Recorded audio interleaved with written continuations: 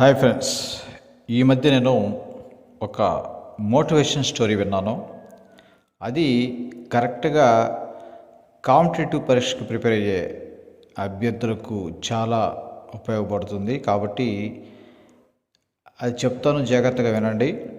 ఎందుకంటే చాలామంది కాంపిటేటివ్ ఎగ్జామ్స్కి ప్రిపేర్ అయ్యే వరకు నిరాశగా ఉంటారు. అందువల్ల ఇది వింటే ఒకసారి మళ్ళీ హుషారు వచ్చి చదవడం మొదలు పెడతారు. జాగ్రత్తగా వినండి. అంటే కొంతమంది డిఎస్ నోటిఫికేషన్ కానీ ఏదైనా ఎగ్జామ్ నోటిఫికేషన్ పడుతుందనే వార్త న్యూస్ పేపర్లు కానీ వాట్సాప్లు కానీ చూసిన వెంటనే చదవడం మొదలు పెడతారు. మళ్ళీ కొన్ని రోజుల తర్వాత మరో వార్త వస్తుంది, ఇంకా డిఎస్సి వాయిదా పడింది, గ్రూప్ 2 వాయిదా పడింది అని వార్త వినగానే మళ్ళీ పుస్తకాలు పక్కన పెట్టేస్తారు. మళ్ళీ నిరాశపడుతూ ఆలోచిస్తూ ఉంటారు. మళ్ళీ డిఎస్ నోటిఫికేషన్ పడుతుంది అంటారు, మళ్ళీ చదవడం మొదలు పెడతారు. ఈ విధంగా పుస్తకాలు పక్కన పెడుతుంటారు, మళ్ళీ మొదలు పెడతారు, మళ్ళీ వాయిదా వేస్తుంటారు. ఈ విధంగా వాళ్ళు సరిగా చదవరు. వారి కోసము ఒక కథ చెప్తాను, మోటివేషన్ కథ. ఈ మధ్య నేను విన్నాను, అది చెప్తాను, వినండి. ఒక పులి, ఒక జింక ఉన్నాయి ఒక అడవిలో. ఈ దేవుడు ఉన్నాడే, దేవుడు ప్రతి జీవికి కొన్ని శక్తులు ఇచ్చాడు. పులి తని ఆహారం సంపాదించడం కోసం అది వేగంగా పరిగెత్తుతుంది. జింకకి తన ప్రాణం కాపాడడం కోసం కూడా అది వేగంగా పరిగెత్తే శక్తి ఇచ్చాడు దేవుడు. అంటే పులి వేగంగా పరిగెత్తుతుంది, జింక కూడా దానికంటే వేగంగా పరిగెత్తుతుంది. అయితే పులికి ఆకలి తీరాలంటే జింక దొరకాలి. అయితే జింక తన ప్రాణాలు కాపాడుకోవాలంటే అది కూడా వేగంగా పరిగెత్తాలి. రెండిటికి అవసరమే. అయితే ఇక్కడ ఒక జింకని పులి తరుముతూ ఉంది. రెండు వేగంగా పరిగెత్తుతాయి. అయితే ఇక్కడ పులి ఎలా పరిగెత్తుందంటే జింక వైపే చూస్తూ, ఇంకా పక్క వైపు చూడకుండా దాని వైపే చూస్తూ పరిగెత్తుతూ ఉంది. ఒకే ఏకాగ్రతగా జింక వైపే చూస్తూ పరిగెత్తుతూ ఉంది. కానీ జింక అలా కాదు. జింక కూడా పులి అంత వేగంగానే పరిగెత్తుతోంది ముందు వైపు. అయితే అది భయపడుతూ, అది పులి వస్తుందో రాదని చెప్పి అది ఒకవైపు వెనక వైపు చూస్తూ పరిగెత్తుంది. ఈ వెనక వైపు చూసే టైంలో అది కొద్దిగా వేగం తగ్గిపోతుంది. మళ్ళీ వెనక చూస్తూ మళ్ళీ ముందు వైపు చూస్తూ మళ్ళీ వేగంగా పరిగెత్తుంది. ఈ విధంగా అది వెనక వైపు చూస్తూ పరిగెత్తడం వల్ల అది వేగం తగ్గుతుంది. కాబట్టి పులి ఇంకా ముందుకు వేగంగా జింక దగ్గరికి వచ్చేస్తూ ఉంది. పులి మాత్రం పక్క వైపు చూడండి, వెనక వైపు కానీ దిక్కులో చూడకుండా నేరుగా ఒకే ఏకాగ్రతతో జింక వైపు చూస్తూ పరిగెత్తూ ఉంది. కానీ జింక మాత్రం మళ్ళీ అది భయపడుతూ పులి వస్తుందా రాలేదని అది వెనక వైపు చూస్తూ మళ్ళీ వెనక వైపు చూసినప్పుడు మళ్ళీ దాని వేగం తగ్గిపోతూ ఉంది. ఈ విధంగా పరిగెత్తుకుంటూ చివరికి పులికి చిక్కింది జింక చనిపోయింది. చూసారా? ఇదే విధంగా కాంపిటేటివ్ పరీక్షలకు డిఎస్సి కావచ్చు, మరో కాంపిటేటివ్ పరీక్ష కావచ్చు, వీళ్ళలో కూడా కొంతమంది పులిలాగా ఏకాగ్రతగా ఈ నోటిఫికేషన్ గురించి న్యూస్లు ఎక్కడ చూడరు. వాళ్ళకి ఒకే ఒక్క ధ్యాస, ఖచ్చితంగా డిఎస్సి ఉంటుంది, లేదు కాంపిటేటివ్ ఎగ్జామ్, ఇది గ్రూప్ 2 కావచ్చు, డిప్యూటీ కావచ్చు, ఏదైనా ఉంటుంది, దానివైపే వాళ్ళు ఏకాగ్రతగా ఖచ్చితంగా ఉంటుందని, అది ఖచ్చితంగా దొరుకుతుంది. పులికి జింక అయితే ఎలా ఖచ్చితంగా నాకు దొరుకుతుంది అని ఆశతో ఉంటుందో, అదేవిధంగా ఖచ్చితంగా ఆ ఎగ్జామ్ ఉంటుంది, డిఎస్సి ఉంటుందని ఆశతో వాళ్ళు ఒకవైపు ఆలోచిస్తూ చదువుతూనే ఉంటారు. కానీ ఎప్పుడు కూడా చదవడం అనేది వాయిదా వేరు, పక్కన పెట్టరు, చదువుతూనే ఉంటారు పడే వరకు. కాబట్టి ఇప్పుడు ఎప్పటికైనా ఖచ్చితంగా డిఎస్సి పడిన వెంటనే వాళ్ళు జాబ్ సాధిస్తారు. అయితే మరికొంతమంది జింక లాంటి వారు ఉంటారు. వాళ్ళు కూడా కష్టపడి చదువుతూ ఉంటారు, బాగా చదువుతూ ఉంటారు. అయితే కొన్ని రోజుల తర్వాత న్యూస్ అంటే పడుతుందో పడదా, డిఎస్సి పడుతుందో పడదా అని ఆ న్యూస్ ఎవరో పడుతుంది కొంతమంది, పడదు కొంతమంది, రకరకాల వార్తలు చూసిన వెంటనే వాళ్ళు చదవడం ఆపేస్తారు. అంటే జింక కూడా అది భయపడుతూ వెనక వైపు చూస్తున్నప్పుడు అది ఆగిపోతుంది కదా. అదేవిధంగా వీళ్ళు కూడా కొన్ని రోజులు ఆపేస్తారు.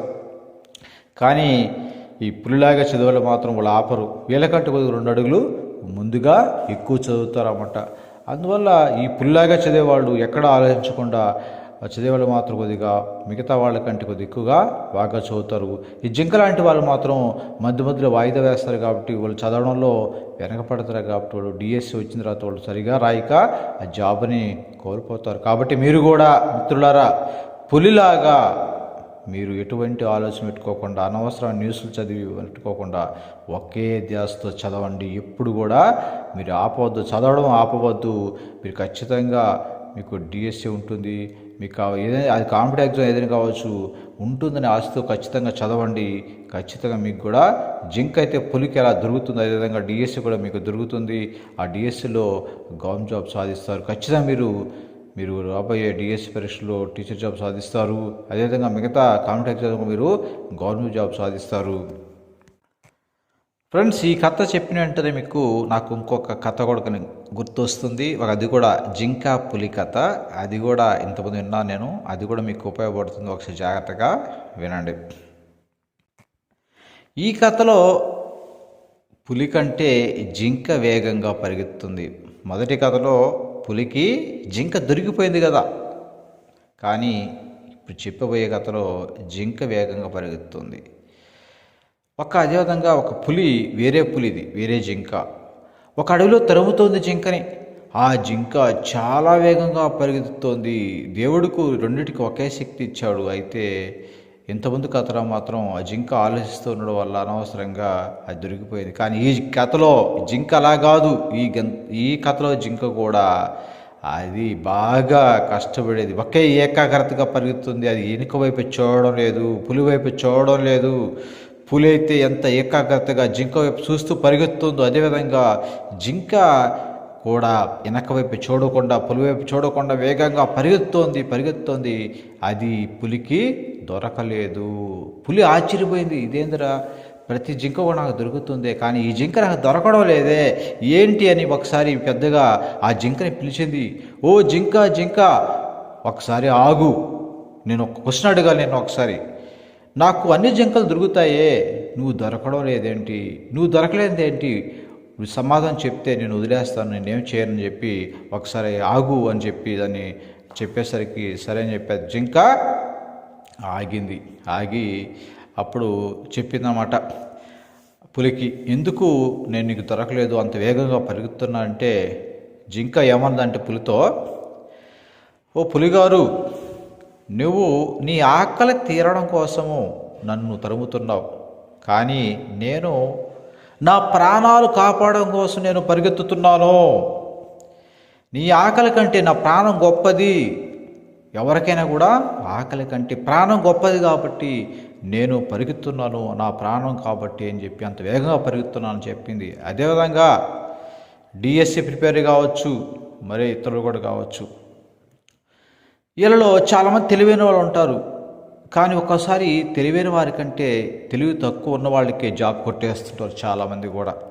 దానికి ఉదాహరణ నేను కూడా, అంటే నాకు పెద్ద నాలెడ్జ్ లేదని అంటే ముందుగా నాలెడ్జ్ మరి ఎక్కువ అంత నాకు అనిపించదు. ఎందుకంటే నాకంటే బాగా నాలెడ్జ్ ఉన్న వాళ్ళు కూడా కొంతమంది డిఎస్సిలో నాతో పాటు చదివిన వాళ్ళు కూడా జాబ్ కొట్టలేకపోయారు. ఎందుకంటే చెప్పాం కదా, వాళ్ళు కొంతమంది పులి లాంటి వాళ్ళు. అంటే ఈ రెండవ కథలో అవి పులి అంటే ఇక్కడ వాళ్ళకి ఆకలి కోసమే. అంటే కొంతమంది కార్పొరేట్ స్కూల్లో పనిచేస్తుంటారు, కార్పొరేట్ కాలేజీలో పనిచేస్తుంటారు. వాళ్ళకి ఎక్కువ నాలెడ్జ్ ఉంటుంది. ఎక్కువ నాలెడ్జ్ ఉన్న వాళ్ళు కాలేజీలో పనిచేస్తుంటారు. అంటే వాళ్ళకి మంచి మంచి జీతం వస్తూ ఉంటుంది కదా, ఆ జీతంతో సంతృప్తి పడిపోతుంటారు.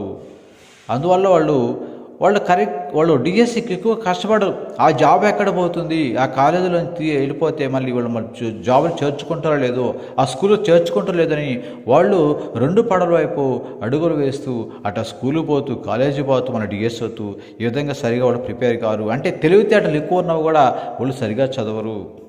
కానీ కొంతమంది అలా కాదు, ఏదో చిన్న పాఠశాలలో పనిచేస్తుంటారు, సరిగా జీతం ఉండదు. ఆ జీతం ఉండకపోవడం ఇంట్లో సరిగా గడవదు, పూట గడవదు, కుటుంబం గడవదు, సరిగా పెళ్లి కాదు, పెళ్ళి అవుతున్నది కూడా తెలియదు. అందువల్ల అతనికి ఈ జింకలాగా వాళ్ళకి ప్రాణాలు, అంటే అతని ప్రాణాలకి కాపాడడానికి ఎంత పరిగెత్తుంది. అదేవిధంగా ఇతనికి సరిగా ఆకలి తీరక ఆ ఇంట్లో కష్టాల వల్ల అతనికి ప్రాణాల మీదకి వస్తుంది, బతకాల వద్దని ఆ టైపులో కూడా ఉంటుంది. కాబట్టి ఆ జింకలాగా ఇతను కూడా కష్టపడి చదువుతాడు, 24 గంటలు ఎటువంటి ఆలోచించాడు కాబట్టి ఎక్కువగా చదువుతాడు. ఫస్ట్ వాడి కంటే ఇతను బాగా చదువుతాడు. అంటే కార్పొరేట్ స్కూల్లో కాలేజీలో పనిచేసేవాడి కంటే ఇతను చిన్న స్కూల్లో పనిచేసేవాడు ఎక్కువ కష్టపడి చదువుతాడు. ఎందుకంటే అతనికి సరిగా ఆర్థికంగా కష్టంగా ఉంటుంది కాబట్టి. అందువల్ల మీరు కూడా ఈ రెండవ కథలో జింకలాగా చదవాలి. ఎందుకంటే అది ఊరికే రాదు.